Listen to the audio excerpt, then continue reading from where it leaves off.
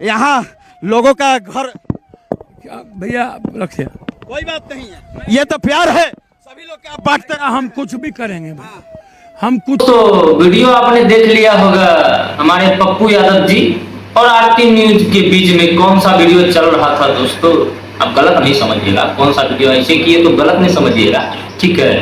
इसमें बस यही है, सोटकिया धराइए जजमान, लेकिन सोटकिया था नहीं, ये फेकरा कहा गया था बहुत पहले कि सोटकिया धराइए जजमान, और ये उसी तरह का वीडियो है भाई।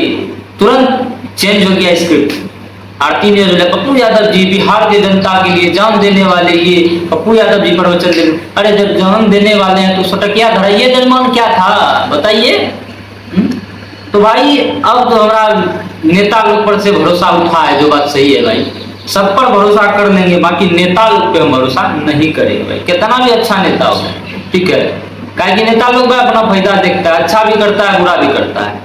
ऐसा बोलिए कि नेता सही ही करेगा सब चीज, ये संभव नहीं है दोस्तों। ऐसा कभी मत सोचिएगा नेता सिर्फ जो है जनता के ही बारे में सोचेगा, ऐसा नेता अभी तक नहीं देखे हैं दोस्तों। बाकी देखते हैं आगे आता है या नहीं आता।